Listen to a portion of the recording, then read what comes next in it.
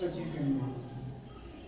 पृथ्वी पर सबसे पहले क्या है, निर्जीव है, तब उसके बाद क्या है हमारे पृथ्वी पर सजीव है, जो कि पृथ्वी का निर्माण मात्र 6 दिन में हुआ।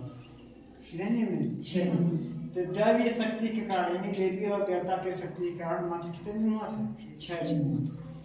कहता है कुछ जीव जंतु तथा पादप विषाणुओं को छोड़कर, यानी विषाणु जो होते हैं, कुछ जीव जंतु तथा विषाणुओं को छोड़कर शेष सभी जीवों में डीएनए पाई जाती है। क्या पाई जाती है, डीएनए पाई जाती है। और जो डीएनए पाई जाती है, डीएनए का अनुवांशिक पदार्थ होती है। डीएनए कौन सी पदार्थ होती है, हमारे अनुवांशिक पदार्थ होती है, जो कि जो कोशिका होती है, कोशिका हमारी 2 प्रकार की होती है। कोशिका कितने प्रकार की होती हैं, 2 प्रकार की। जो होता है पहला दिया है प्रोकैरियोटिक जो कोशिकाओं में डीएनए के गुणसूत्र के रूप में इसका आता है जीवद्रव्य में पड़ता है। किसमें पड़ता है, जीवद्रव्य में पड़ा रहता है। तो जो प्रोकैरियोटिक कोशिकाओं में डीएनए का जो गुणसूत्र होता है वो किसमें पड़ा होता है, जीवद्रव्य के रूप में पड़ा होता है। देता है जब यूकेरियोटिक कोशिकाएं में जब आती है, डीएनए के जब अणु प्रोटीन के साथ मिलकर गुणसूत्र बनाते हैं। गुणसूत्र किससे बनता है, लोग पूछते हैं गुणसूत्र किससे बनता है। डीएनए का एक अणु प्रोटीन के साथ मिलकर किसका निर्माण करता है, गुणसूत्र का निर्माण करता है, यानी गुणसूत्र बनाते हैं। इनकी संख्या 2 या 2 से अधिक होती है। जैसे कि मनुष्य में गुणसूत्रों की संख्या 44 और 46 है।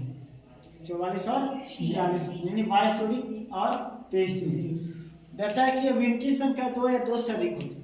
और ये भी देता है एक केंद्रक में स्थित होते हैं। किसमें स्थित होते हैं, तो गुणसूत्र कहाँ स्थित होते हैं, तो गुणसूत्र हमारे केंद्रक में स्थित होते हैं। कोशिका में केंद्रक पाया गया। केंद्रक का खोज करने वाले रॉबर्ट ब्राउन थे, सन 1831 ईस्वी में। कोशिका का खोज करने वाले रॉबर्ट हुक थे, जो 1665 ईस्वी में किया था। इन थे। देता है कि जो केंद्र गुणसूत्र में जो अनुवांशिक पदार्थ होता है, गुणसूत्र में कौन सा पदार्थ होता है, अनुवांशिक पदार्थ होता है। और गुणसूत्र कोशिका विभाजन द्वारा पीढ़ी दर पीढ़ी यानी एक पीढ़ी से दूसरी पीढ़ी पर संतति कोशिकाओं में पहुंचते हैं। इसी कारण गुणसूत्रों को अनुवांशिक का वाहक पदार्थ का वाहक कहते हैं। तो अनुवांशिक पदार्थ का वाहक किसे कहते हैं, समान भाषा में कहा जाए। और इसमें क्वेश्चन में दे रहा है कि डीएनए किसके साथ मिलकर गुणसूत्र बनाते हैं, तो डीएनए के अणु के साथ यानी प्रोटीन के साथ मिलकर गुणसूत्र बनाते हैं। क्वेश्चन में आता है डीएनए गुणसूत्र कैसे बनता है, तो डीएनए के गुणसूत्र किस जैसे गुणसूत्र कैसे बनता है, तो डीएनए जो देता है, डीएनए एक प्रोटीन से मिलकर यानी प्रोटीन मात्रा से क्या होती है, प्रोटीन मात्रा के साथ मिलकर किसका निर्माण करती है, गुणसूत्र का निर्माण करती है। और इसकी संख्या देता है कितनी होती है, तो या 2 या 2 से अधिक होती है। कहाँ स्थित रहती है, ये केंद्रक में स्थित रहती है। कहाँ स्थित रहती है, केंद्रक में स्थित होती है। देता है गुणसूत्र को कौन सा पदार्थ होता है, तो गुणसूत्र अनुवांशिक पदार्थ होता है। गुणसूत्र कौन सा पदार्थ होता है, तो गुणसूत्र अनुवांशिक पदार्थ होता है। देता है गुणसूत्र किसके द्वारा, तो गुणसूत्र कोशिका विभाजन द्वारा। गुणसूत्र किसके, तो गुणसूत्र कोशिका विभाजन द्वारा पीढ़ी दर पीढ़ी बढ़ती है, जो कि संतति कोशिकाओं में पहुंचती है। पीढ़ी दर पीढ़ी किस कोशिकाओं में, संतति कोशिकाओं में यानी संतान में पहुंचती है। जो कोशिकाओं का गुणसूत्रों का क्या होते हैं, अनुवांशिक पदार्थ का वाहक कहते हैं। समझ में आ गया होगा पूरा। जो बगल तुम बताइए खड़ा गुणसूत्र कैसे बनता है। अरे इसको लिखा गया, इसमें से खोज कर बता दो कहाँ लिखा है।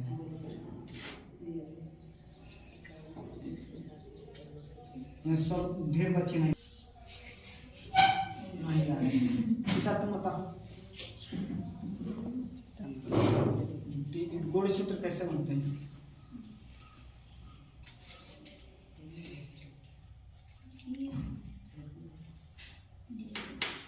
डीएनए एक और प्रोटीन के साथ पता है ना जी, प्रोटीन के साथ मिलकर क्या बनाता है, गुणसूत्र बना। देखिए क्यों बना जो दिया है कि डीएनए का जो महत्व होता है, तो डीएनए का महत्व यानी 3 यानी कई प्रकार के होती है। इसमें महत्वपूर्ण क्या होती है कि प्रोटीन पर जो प्रोटीन संश्लेषण के लिए डीएनए सभी प्रकार के, जैसे कि एमआरएनए जो होता है, एमआरएनए, टीआरएनए और आरआरएनए क्या क्या करता है, संश्लेषण करता है। क्या करता है, संश्लेषण। सभी प्रकार के जो आरएनए को क्या करता है, संश्लेषण करता है। और जो संश्लेषण करता है वो डीएनए के आदेश से, किसके आदेश से, डीएनए के आदेश से ही आरएनए विभिन्न प्रोटीन का निर्माण करते हैं। तो प्रोटीन किसके आदेश से निर्माण करती है, तो प्रोटीन डीएनए के आदेश के अनुसार। अब पूछा जाए कि आरएनए जो होता है, आरएनए प्रोटीन का निर्माण किसके आदेश से करता है, तो प्रोटीन आरएनए प्रोटीन का निर्माण डीएनए के आदेश से ही करता है। दिया कि दूसरा दिया है कि डीएनए एक आनुवंशिक पदार्थ है। डीएनए क्या होती है? आनुवंशिक पदार्थ है। यह आनुवंशिक सूचनाओं की एक पीढ़ी से दूसरी पीढ़ी में भेजने का कार्य करती है। जो डीएनए जो होता है ये क्या कौन सा पदार्थ होती है? आनुवंशिक पदार्थ होती है। ये एक पीढ़ी से दूसरी पीढ़ी में क्या करती है? भेजने का काम करती है। और ये भेजने का काम इसलिए करती है, नहीं भेजते तो पीढ़ी नहीं चल पाता, पहचान नहीं हो पाता।